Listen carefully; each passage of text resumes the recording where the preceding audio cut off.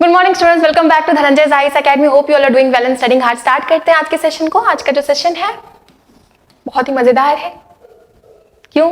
क्योंकि international relations की news कुछ ज्यादा आए हुए हैं मार्केट में, और इंटरनेशनल रिलेशंस वैसे भी स्टूडेंट्स का फेवरेट एरिया होता है ना? बिल्कुल होता है। तो यूक्रेन के रिगार्डिंग न्यूज आई थी। क्या न्यूज आई थी? तो यूक्रेन के जो फॉरेन मिनिस्टर हैं वो इंडिया के ऑफिशियल विजिट पे हैं। 24 फरवरी 2022 की बात है, वार स्टार्ट हुई जो अभी तक थमने का नाम नहीं ले रही। हमारे एग्जाम पॉइंट ऑफ व्यू से भी इंपॉर्टेंट होगा। क्यों? क्योंकि मेंस में डायरेक्ट क्वेश्चन पूछ लिया गया है रशिया यूक्रेन वार को लेके, है ना? बिल्कुल लेके गया। और जो भी डेवलपमेंट अभी आएगी इसको लेके हम पढ़ेंगे, जानेंगे। वार ऑनगोइंग है तो हमारे लिए भी इंपॉर्टेंट होगा, और अगर मान लो वार खत्म हो जाती है तो भी इंपॉर्टेंट होगा। क्यों? क्योंकि वार खत्म हुई है तो कैसे नहीं इंपॉर्टेंट होगा? बिल्कुल होगा, वो भी डील करेंगे। फिलहाल आपको बताना है इन चारों स्टेटमेंट में से कौन सा गलत है, बताइए। स्टार्ट करते हैं, बिल्कुल करते हैं। पहला स्टेटमेंट क्या कह रहा है कि क्रीमिया जो है वो 2014 से पहले यूक्रेन का पार्ट हुआ करता था। क्या ये बात सही है? बिल्कुल सही है। हम आगे डील करेंगे, इसको पढ़ेंगे, जानेंगे, और ये बात बिल्कुल सही है। ठीक है, चलो। सेकंड स्टेटमेंट क्या कह रहा है कि यूक्रेन जो है वो बॉर्डर शेयर करता है बल्गेरिया, पोलैंड, जॉर्जिया, रोमानिया और मोल्डोवा से। क्या ये बात सही है? अगर आप एग्जाम में होंगे तो मुझे पता है कि आप यहाँ पे फंसोगे। ऐसे स्टेटमेंट देखे तो आपको लग रहा था कि इतना इजी क्वेश्चन है, बट मैं गारंटी देती हूँ कि मैक्सिमम बच्चे यहाँ पे फंसेंगे, क्योंकि उनको लगेगा कि जॉर्जिया सुना सुना सा लग रहा है, जरूर ये यूक्रेन के साथ बॉर्डर लगाती है। उनको लगेगा कि बल्गेरिया भी लग रहा है सुना सुना सा, हो सकता है ये भी लगाती हो, और आप करके आ जाएंगे क्या कि नहीं ये तो स्टेटमेंट सही है, और आपकी हो जाएगी आंसर गलत, क्योंकि स्टेटमेंट में इनकरेक्ट पूछा जा रहा है। जॉर्जिया यहाँ पे है, बल्गेरिया यहाँ पे है। क्या यूक्रेन से लग रही है इसकी बॉर्डर? नहीं लग रही है, तो आपका स्टेटमेंट क्या हुआ? गलत हो गया। आपको बिल्कुल याद रखना है यूक्रेन और रशिया बहुत टाइम से न्यूज में है और बहुत इंपॉर्टेंट है। जैसे मैं पहले भी कहती हूँ, जैसे रेड सी हो गया, स्विस कैनाल हो गया, साउथ चाइना सी हो गया, ये सब जैसे ABCD याद रहता है ना, जैसे ही बात आए तो मैप यहाँ पे ब्रेन में खुल जाना चाहिए, वैसे ही रशिया यूक्रेन की जब बात आए तो ब्रेन में आपका ये मैप खुल जाना चाहिए। और bordering countries Belarus, Poland, Slovakia, Hungary, Moldova, Romania, imprint रहना है। और इम्प्रिंट कैसे होगा? पढ़ने से, बिल्कुल पढ़ने से, और उसके अलावा रिवीजन करने से। और रशिया तो बॉर्डर करती ही करती है, तो बल्गेरिया नहीं करती है और जॉर्जिया नहीं करती है। ये स्टेटमेंट गलत हो गया, बिल्कुल गलत हो गया। आपको आपका आंसर मिल गया, बिल्कुल मिल गया। ये स्टेटमेंट इनकरेक्ट है। आगे की दो स्टेटमेंट्स क्योंकि सही है, जल्दी से देख लेते हैं। बेरिंग स्ट्रेट किसको किसको सेपरेट करती है? रशिया को अमेरिका से, बिल्कुल अमेरिका का पार्ट है अलास्का, उसको सेपरेट करती है बेरिंग स्ट्रेट, बिल्कुल सही बात है। उसके अलावा दूसरा स्टेटमेंट क्या कह रहा है कि सी ऑफ एजोव ये यूक्रेन और रशिया के बीच में आती है, बिल्कुल आती है।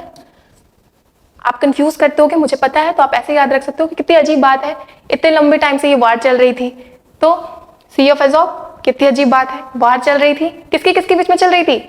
यूक्रेन और रशिया के बीच में चल रही थी, अभी भी चल रही है, तो ये स्टेटमेंट सही हो गया। ठीक है, बिल्कुल याद रखना है, ब्रेन में इम्प्रिंट करवा लेना है ना, यूक्रेन का मैप, रशिया का मैप, और सी ऑफ एजोव मैंने बताया। चलो, क्यों पढ़ रहे हैं? तो यूक्रेन के जो फॉरेन मिनिस्टर हैं कुलेबा जी, वो आए इंडिया में और उन्होंने मुलाकात की मिस्टर एस जयशंकर से। और क्या बात कही? तो उन्होंने कहा कि हम रीस्टैब्लिश करेंगे यूक्रेन और इंडिया की जो पुरानी वाली दोस्ती थी उसको। यूक्रेन हमारे लिए वैसे भी हमेशा से इंपॉर्टेंट रहा है, वहाँ पे हमारे बहुत सारे स्टूडेंट्स मेडिकल की पढ़ाई करने के लिए जाते हैं। यूक्रेन से हम भर भर के सनफ्लावर ऑयल भी इम्पोर्ट कर रहे थे, बट ये दोनों ही काम क्योंकि रशिया यूक्रेन वार चल रहा है, इसके चलते अभी हॉल्ट पे है, तो यही बात कही। और उसके अलावा अभी कुछ टाइम में एक ग्लोबल पीस समिट ऑर्गेनाइज होने वाला है, हालांकि इसका डेट को लेके कोई क्लैरिटी नहीं है, बट ये होने वाली है ग्लोबल पीस समिट स्विट्जरलैंड में। और मतलब ऐसा अंदाजा लगाया जा रहा है कि हो सकता है कि मई जून में हो, क्लैरिटी नहीं है, ऑफिशियल नहीं आया है इसका डेट, बट ऐसा अंदाजा लगाया जा रहा है कि ये जो ग्लोबल पीस समिट स्विट्जरलैंड में होनी है ये मई जून के आसपास में होगा। और समिट से कुछ टाइम पहले ही यूक्रेन के फॉरेन मिनिस्टर हमारे यहाँ आए हुए हैं, तो ये दर्शाता है कि इंडिया कितना मेजर रोल प्ले करता है ग्लोबल सिनेरियो में, है ना? बिल्कुल करता है। डेट को लेके क्लैरिटी नहीं है, और इस पीस समिट को लेके डेट की क्लैरिटी नहीं है, उसके अलावा किस लेवल की मीटिंग होगी इसको भी लेके क्लैरिटी नहीं है। यहाँ पे हेड ऑफ स्टेट्स प्रेजेंट होंगे या फिर सारे फॉरेन मिनिस्टर्स प्रेजेंट होंगे, ये सब बातें भी क्लियर नहीं है। और उसके अलावा क्योंकि जून में, मई में हमारे यहाँ इलेक्शन चल रहा होगा, तो इंडिया भी अभी क्लियर नहीं है कि हम अटेंड कर पाएंगे कि नहीं कर पाएंगे ग्लोबल पीस समिट। रशिया ने भी क्लियर नहीं किया हुआ है, लेकिन ये होगी, ठीक है, ग्लोबल पीस समिट, जहां पे बात रखी जाएगी कि रशिया और यूक्रेन में वापस से कैसे पीस को रीस्टैब्लिश किया जाए। तो क्या इस तरह की पीस समिट पहली बार हो रही है? नहीं, इससे पहले भी हो चुकी है। इनफैक्ट G20 समिट हुई थी जो बाली में, वहां पे यूक्रेन के जो प्रेसिडेंट है उन्होंने एक प्लान प्रस्तुत किया था, 10 पॉइंट पीस प्लान, ठीक है, और कहा कि रशिया और यूक्रेन में वापस से पीस लाते हैं ना, कैसे लाते हैं? तो उन्होंने रशिया को कहा कि 1991 में जो बॉर्डर हुआ करता था ना, हाँ, उसको हम वापस से रीस्टेट करते हैं, ठीक है, आप वापस फोर्स ले लो और 1991 के जो बॉर्डर थे ना, वहां पे आप आके खड़े हो जाओ। तो रशिया क्या करेगा? बोलेगा भाग कैसे? रशिया ने इमीडिएटली रिजेक्ट कर दिया इस यूक्रेन के इस ऑफर को। उसके अलावा फिर लास्ट ईयर सऊदी अरब ने भी होस्ट किया था इसी तरह का एक पीस समिट, जेदा पीस समिट, जिसका रिजल्ट आप अभी भी देख रहे हैं, वार ऑन गोइंग है। ऑब्वियसली कोई फ्रूटफुल रिजल्ट नहीं आया होगा। क्यों हो रहा है इतने टाइम से वार? क्या इंपॉर्टेंस है? क्यों हो रही है इतनी लंबी वार? तो ऐसा नहीं है कि ये 24 फरवरी 2022 से शुरू हुई, ये वार बहुत पुरानी है, 2013 से इनफैक्ट हम कह सकते हैं कि इन दोनों के बीच में जो इनका जो रिलेशन है, इसमें तकरार देखा जा रहा है, कॉन्फ्लिक्ट उसी टाइम से स्टार्ट हो रहा है। तो हुआ क्या? तो 2013 की बात है। उस टाइम में वहां के जो यूक्रेन के प्रेसिडेंट थे वो प्रो रशियन थे, ठीक है, उनका नाम विक्टर यानुकोविच होगा, उतना नहीं याद रखो, बस कहानी की तरह सुन लो कि 2013 के टाइम में यूक्रेन के जो प्रेसिडेंट थे वो प्रो रशियन थे, बट यूक्रेन की पब्लिक की सिटीजन की डिमांड थी कि आप यूरोपियन यूनियन के साथ एक डील साइन करो। जो डील था ट्रेड डील को लेके, पॉलिटिकल डील था एक तरह से, ठीक है, लेकिन वहां के जो प्रेसिडेंट है वो नहीं चाह रहे थे। प्रोटेस्ट हो गया, प्रोटेस्ट हुआ तो ये जो रशियन प्रेसिडेंट थे वो भाग गए। तो फिर क्या हुआ? अब रशिया ने देखा कि उनका जो होल्ड है यूक्रेन से वो कम होते जा रहा है, तो उन्होंने क्रीमिया जो यूक्रेन का पार्ट थी उसको 2014 में हथिया लिया, ठीक है। ये हुआ, यहाँ तक समझ में आ गई होगी बात, बिल्कुल समझ में आ गई होगी। उसके अलावा जो यूक्रेन का ईस्टर्न पार्ट है ना, वहाँ पे रशियन स्पीकिंग बेल्ट है, वहाँ पे अभी भी वैसे लोग हैं जो रशिया को ही मानते हैं। वो चाहते हैं कि वो इनफैक्ट वो चाहते हैं कि वो एक इंडिपेंडेंट कंट्री हो जाए, ठीक है। तो 2014 में जब रशिया ने क्रीमिया को हथिया लिया तो वहाँ जो ईस्टर्न यूरोप की, जो ईस्टर्न यूक्रेन की जो पार्ट के लोग थे, उन्होंने भी अपने आप को इंडिपेंडेंट घोषित कर दिया और नाम रखा क्या? डोनेट्स्क पीपल्स रिपब्लिक, अपने आप को आजाद करके, ठीक है। तो किससे आजाद लिया उन्होंने? यूक्रेन से आजादी ले ली। रशिया तो खुश होगा, बिल्कुल खुश होगा, लेकिन यहाँ पे इंस्टेबिलिटी थी, पीसफुल कंडीशन नहीं था, और इसीलिए फिर एक डील हुआ जिसको मिन्स्क डील कहते हैं, जिसको करवाया रशिया और जर्मनी ने, बट फिर भी पीस रीस्टैब्लिश नहीं हुआ। तो लास्ट में रशिया ने वार छेड़ दिया, कहा कि यूक्रेन के जो लोग हैं, यूक्रेन की जो गवर्नमेंट है वो सही से काम नहीं कर रही ईस्टर्न यूरोप में, ईस्टर्न यूक्रेन में, इसीलिए हमने वार छेड़ दिया। उसके अलावा रशिया के और भी रीजंस थे क्यों रशिया ने इन्वेड किया यूक्रेन पे। सबसे पहले उस टाइम में बात चल रही थी कि हो सकता है, ऐसा अंदाजा लगाया जाता कि यूक्रेन बहुत ही चाह रहा था कि वो नाटो का पार्ट बन जाए, और क्योंकि यूक्रेन बॉर्डर लगाता है रशिया से, रशिया बिल्कुल नहीं चाहेगा कि नाटो की आर्मी रशिया के बॉर्डर पे आके खड़ी हो जाए।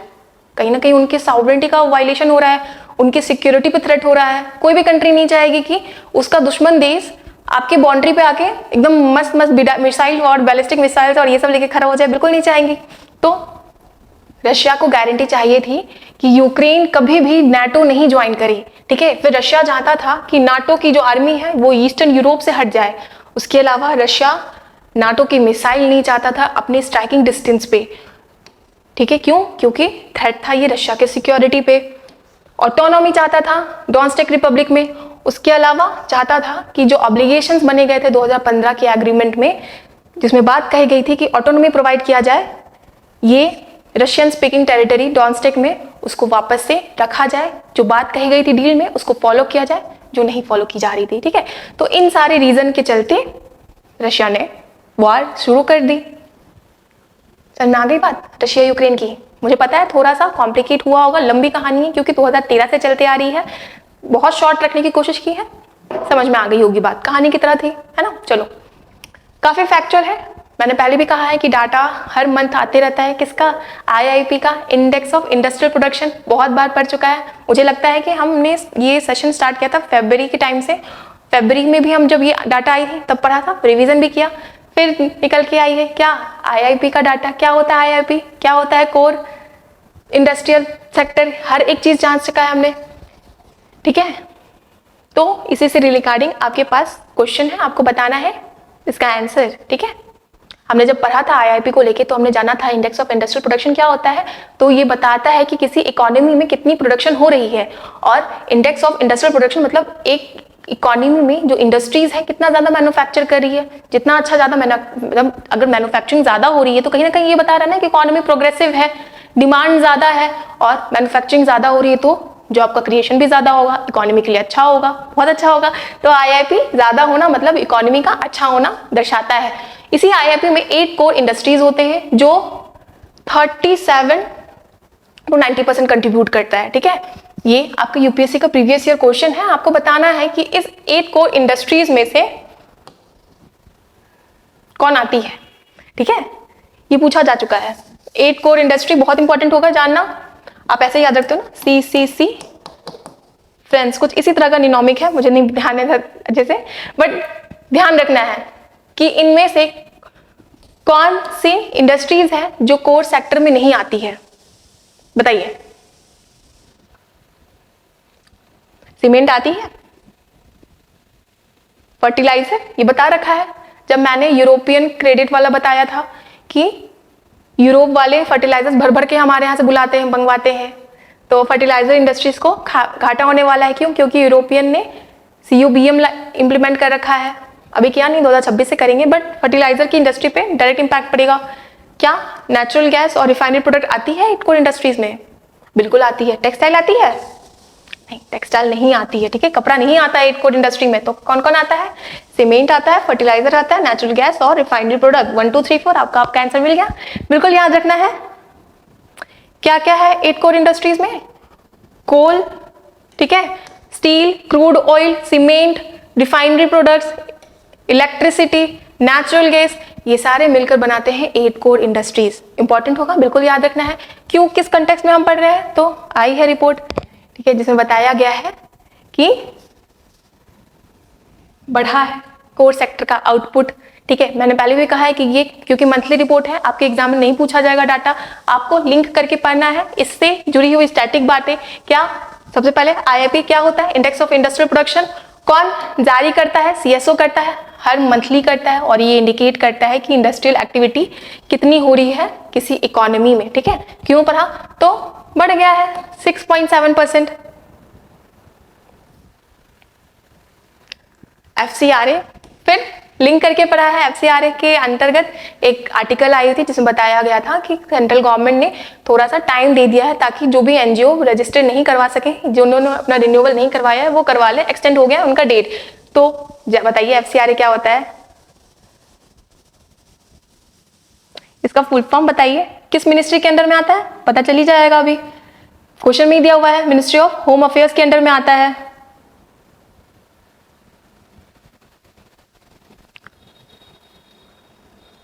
फॉरेन कंट्रीब्यूशन रेगुलेशन एक्ट, बिल्कुल याद रखना है। विदेशी अनुसंधान विनियम अधिनियम। ठीक है, ऑप्शन देखिए कंफ्यूजन हो जाएगा। ठीक है, लेकिन आपको याद रखना है फॉरेन कंट्रीब्यूशन रेगुलेशन एक्ट। क्या है FCRA, क्यों है FCRA, जानेंगे। तो 1976 की बात है, इमरजेंसी का टाइम था, तो जो हमारी सेंट्रल गवर्नमेंट है उनको डर लग रहा था, उनको ऐसा लग रहा था, सस्पिशियस थे इस बात को लेके कि फॉरेन जो कंट्रीज है इनस्टेबिलिटी क्रिएट कर रही है हमारी कंट्री में, through donation financial support provide करके, जितने भी अपोजिशन पार्टी है या फिर जो भी एलिमेंट है जो इंस्टेबिलिटी क्रिएट कर रही हैं। तो इसीलिए FCRA लाया गया कि ताकि रेगुलेट कर सके अगर कोई भी फॉरेन डोनेशन हो रहा है उसको। ठीक है, तो कब आई? 1967 में आई। क्यों आई? तो फॉरेन डोनेशंस वगैरह को रेगुलेट कर सके, है ना। चलो, क्या होता है? तो जितने भी NGOs होते हैं, जितने भी ऐसे इंस्टीट्यूशन होते हैं जो फॉरेन कंट्रीब्यूशन ले रहे हैं, उनको रजिस्टर करना पड़ता है इस एक्ट के अंडर में। ठीक है, और तभी वो काम कर सकेंगे, तभी वो फॉरेन डोनेशन ले सकेंगे। इंश्योर करता है ट्रांसपेरेंसी को। और ये जो रजिस्ट्रेशन है, ये ऐसा नहीं कि एक बार रजिस्ट्री करवा लिया तो जीवन भर, जीवन काल आपके पास रहेगा, नहीं। हर 5 साल पे आपको रजिस्ट्री करवानी पड़ती है, और जो NGOs होते हैं उनको हर 6 साल पे रिन्यू करवाना पड़ता है। और अगर ये जो FCRA के अंदर जितनी भी NGOs आती हैं, जितनी भी इंस्टीट्यूशंस आते हैं, सेंट्रल गवर्नमेंट के पास पावर है कि इनको हटा दे सके।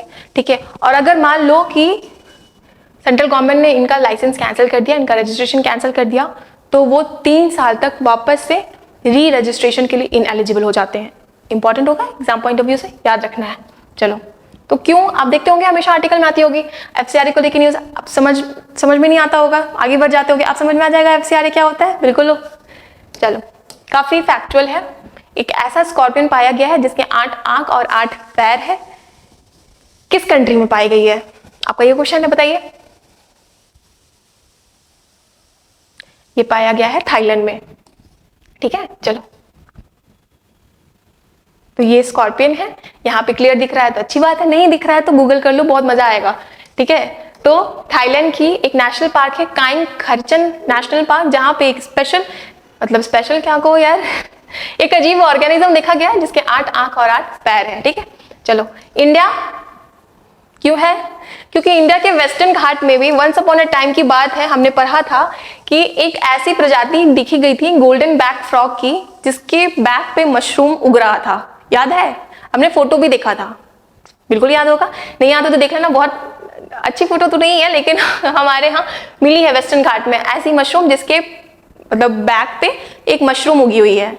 चाइना वाले को मिल जाती तो बड़े खुश होते कि फ्रॉग भी मिल रहा है, मशरूम भी मिल रहा है, हमें तो देख के सा हो रहा है। खैर, स्पेन को लेके हमने क्या पढ़ा था? स्पेन और मोरक्को, इनके बीच में आता है जिब्राल्टर स्ट्रेट। क्यों पढ़ा था हमने जिब्राल्टर स्ट्रेट के बारे में? क्योंकि जिब्राल्टर स्ट्रेट के नीचे में एक सबडक्शन जोन था जो पहले इनएक्टिव हुआ करता था, अब उसमें एक्टिविटी दिखी जा रही है। तो ऐसा रिसर्चर्स का कहना है कि पोटेंशियल है कि जो अटलांटिक सी है वो श्रिंक हो सके, है ना। फिर मैक्सिको लेके हम लोग क्या पढ़ा था? क्वातर्नो कारावाक एक रीजन है मैक्सिको में जो थ्रेट है अंडर वाटर क्राइसिस।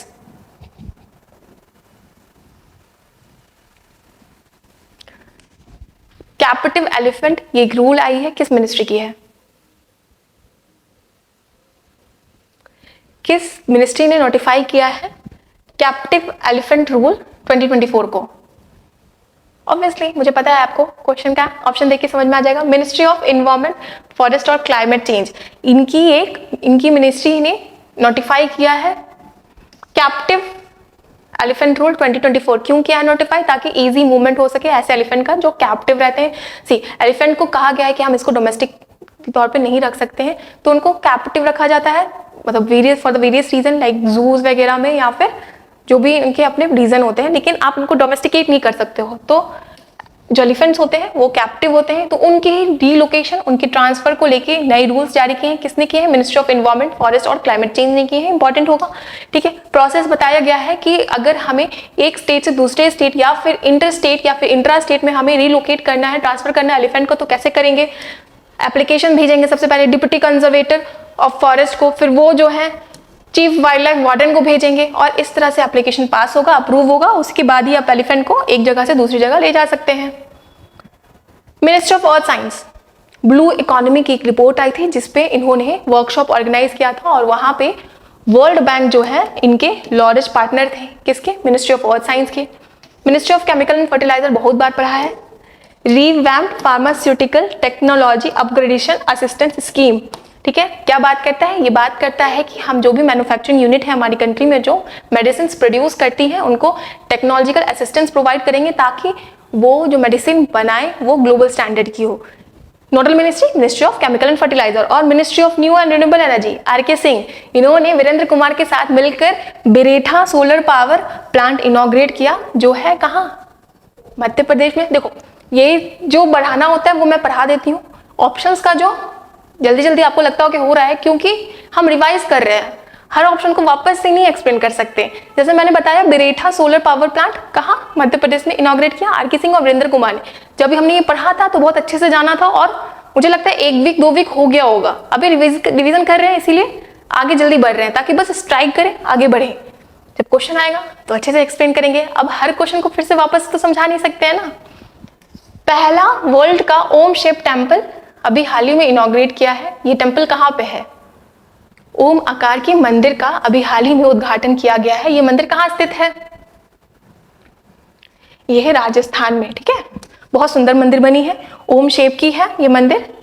सी, ओम शेप की मंदिर है, ठीक है। नागर स्टाइल की ये मंदिर है। कहाँ बनी है? राजस्थान में बनी है। 1008 आइडल है, 12 ज्योतिर्लिंग है इस मंदिर में, ठीक है। कहाँ बनी है? राजस्थान में, राजस्थान के पाली डिस्ट्रिक्ट में। चलो, लद्दाख, 6th शेड्यूल के बारे में पढ़ा था, बहुत अच्छे से जाना था। फिर 5th शेड्यूल के बारे में पढ़ा था, आर्टिकल 371 कहाँ, लद्दाख।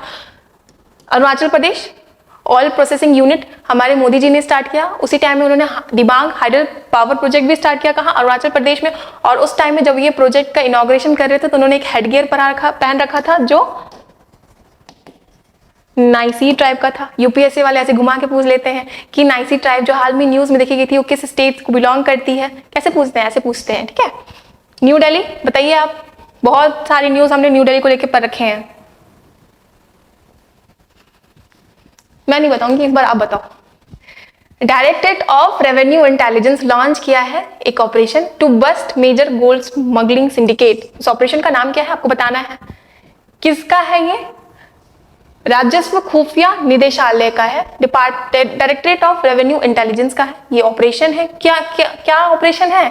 तो ऑपरेशन है सोने की तस्करी को लेके। इस ऑपरेशन का नाम क्या है? डायरेक्ट पूछ लिया जाता है, एकदम फैक्चुअल क्वेश्चन है, ज्यादा घुमाने का बात भी नहीं है इसमें। ऑपरेशन राइजिंग सन, ठीक है, ऑपरेशन राइजिंग सन के नाम का ऑपरेशन स्टार्ट किया डायरेक्टरेट ऑफ रेवेन्यू इंटेलिजेंस में, जो बस्ट करते हैं गोल्ड की स्मगलिंग को। हमारे बिहार के भी आ रहे हैं, दरभंगा, अररिया, यहाँ पे भी पकड़ाया है, धराया है सोना, ठीक है। चलो, ऑपरेशन इंद्रावती, हैती में जो इंडियंस हैं उनको इवैक्यूएट करने के लिए चलाया गया था। ऑपरेशन कामधेनु, जम्मू कश्मीर में कैटल की जो तस्करी हो रही थी तो उसको उनकी रोकथाम के लिए जम्मू कश्मीर की पुलिस ने स्टार्ट किया था ऑपरेशन कामधेनु। और ऑपरेशन गंगा, यूक्रेन में फंसे इंडियंस को इवैक्यूएट करने के लिए चलाया गया था operation Ganga. Operation Indravati, Haiti में इवैक्यूएशन के लिए, इंडियंस के इवैक्यूएशन के लिए। और operation Rising Sun directorate of revenue intelligence ने स्टार्ट किया to bust the gold smuggling. एक रिपोर्ट आई है, फूड वेस्ट इंडेक्स रिपोर्ट 2024, ठीक है। किसने लॉन्च किया है? रैप के साथ मिलकर, that is waste and resource action programme. Important होगा, बहुत सारी बहुत हैरानी करने वाली बातें निकल के इसमें आ रही है। इस रिपोर्ट में कहा गया है कि 1.5 बिलियन का वेस्ट, फूड वेस्ट जनरेट हुआ था 2022 में। बताओ, इतने सारे खाने फिक रहे हैं, लोग फेंक दे रहे हैं खाना, और आप भी जान रहे हो कि कितना हंगर भी कितना। अभी हमने पढ़ा था टिग्रे रीजन को लेके, याद है? इथोपिया में, ये टिग्रे रीजन है, नॉर्थ इथोपिया में आता है, जहां पे कुछ 400 बच्चे स्टारवेशन के चलते मर गए थे, पढ़ा था हमने। जब ऐसी न्यूज आ रही है, फिर ऐसी भी न्यूज आ रही है कि इतने फूड वेस्ट हो रहे हैं, तो अभी हाल ही में इस तरह का रिपोर्ट आया है। किसने बनाया है? सी, यहाँ पे आप फंस सकते हो, आपको लगेगा कि फूड से रिलेटेड है तो फूड एग्रीकल्चर ऑर्गेनाइजेशन देंगे, बट उन्होंने नहीं दिया है। याद रखना बिल्कुल, UNEP ने दिया है, ठीक है। और नहीं याद रहेगा तो कोई बात नहीं, मैं हूं यहाँ पे, बार बार रिवाइज करवा के याद करवा दूंगी। तो इस रिपोर्ट का कहना है कि इतना फूड जनरेट हुआ है वेस्ट, और पर कैपिटा 132 किलोग्राम फूड का जनरेशन हुआ है, फूड वेस्टेज का जनरेशन हुआ है पर कैपिटा, ठीक है। और इसमें इनएडिबल पार्ट्स को भी इंक्लूड किया गया है, मतलब जो छिलके होते हैं ना, हम खाते नहीं है, फेंक देते हैं, प्याज के छिलके हो गए या फिर कोई भी छिलके वगैरह हो गए जो हम नहीं खा रहे हैं, उनको इंक्लूड करके 1.05 बिलियन टन, काफी ज्यादा है। तो इस तरह की रिपोर्ट आई है UNEP और WRAP के द्वारा, ठीक है। FAO क्यों है यहाँ पे? तो हमने FAO को लेके पढ़ा था, एक रिपोर्ट आई थी इनकी, इंडियन काउंसिल ऑफ एग्रीकल्चर और रिसर्च के साथ इन्होंने एक रिपोर्ट बनाया था रिगार्डिंग इन्फार, दैट इज, ये बताता है कि लाइफ स्टॉक और फिशरी सेक्टर में एंटी माइक्रोबियल रेजिस्टेंस किस हद तक डेवलप कर चुका है। अच्छे से हमने की फाइंडिंग्स पढ़ा था इस रिपोर्ट का। इन्फार रिपोर्ट डेवलप किया था FAO with the collaboration of Indian council of agriculture research. इस रिपोर्ट में बताया गया था जो कॉन्ट्रेक्चुअल फार्मिंग होती है, ठीक है, या फिर आप जो कॉर्पोरेट फार्मिंग होती है, वहां पे भर भर के एंटीबायोटिक्स बहुत ज्यादा यूज होते हैं। इस रिपोर्ट में बहुत सारी बात आई थी, हमने हर एक एंगल पढ़ चुका है। किसकी रिपोर्ट थी? FAO और ICAR की इन्फार रिपोर्ट, ठीक है। उसके बाद फिर ILO को लेके प्रॉफिट एंड पॉवर्टी रिपोर्ट आई थी इनकी, प्रॉफिट एंड पॉवर्टी रिपोर्ट। इस रिपोर्ट में बताया गया था कि फोर्स लेबर के चलते 37% ऑफ इंक्रीमेंट देखी गई है वर्ल्ड ग्लोबल प्रॉफिट में। प्रॉफिट एंड पॉवर्टी किसकी है? इंटरनेशनल लेबर ऑर्गेनाइजेशन की है, ठीक है। हाल ही में एक और इनकी रिपोर्ट आई थी, वर्ल्ड एम्प्लॉयमेंट रिपोर्ट, वो भी हमने पढ़ा था बहुत अच्छे से, हर एक की फाइंडिंग जाना था, किसकी थी, आईएलओ की थी। और वर्ल्ड मेट्रोलॉजिकल ऑर्गेनाइजेशन की एक रिपोर्ट थी जिसने बताया कि 2023 है वो hottest year of the decade था। किसकी रिपोर्ट थी, WMO की रिपोर्ट थी। चलो काफी फैक्चुअल है।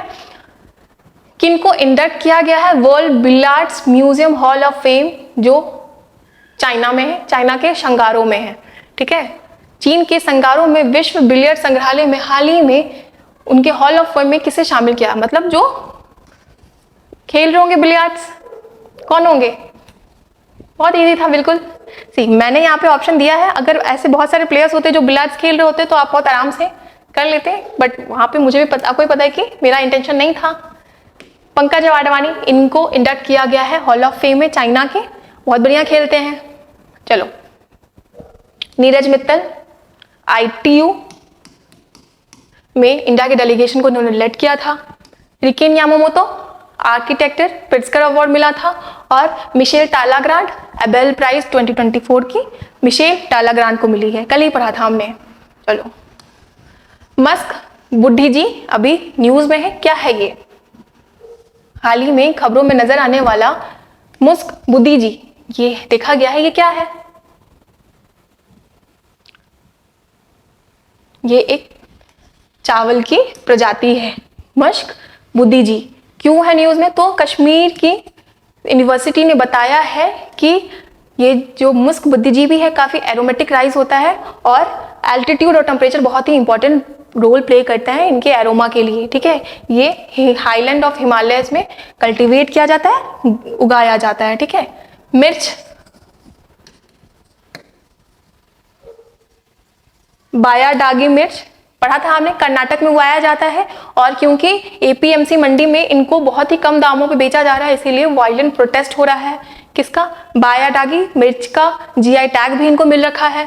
फिर वायरस को लेके हमने जाना था, मम्स को लेके पढ़ा था बहुत अच्छे से, पारामिक्सो वायरस से फैलता है मम्स। स्वेलिंग ऑफ पैराटॉइड ग्लैंड देखी जाती है और सीवियर केसेस में आपके ब्रेन भी स्वेल कर जाते हैं, फूल जाते हैं। केरला में बहुत सारे केसेस ऐसे आ रहे हैं, बच्चे आ रहे हैं जिनको मम्स हो रखा है। और फ्लाइंग डायनासोर, स्कॉटलैंड में फॉसिल मिली थी फ्लाइंग डायनासोर की जिसका नाम था सियोपेट्रा एवांसी, है ना, बिल्कुल याद रखना है। फ्लाइंग डायनासोर की एक फॉसिल मिली थी कहां, स्कॉटलैंड में, जिसका नाम था सियोपेट्रा एवांसी। तो हो गया आज का डन सेशन, होप आपको समझ में आएगा। अगर आपकी कोई भी क्वेरी है तो do let me know in the comment section. तब तक के लिए पढ़ते रहिए और ख्याल रखिए।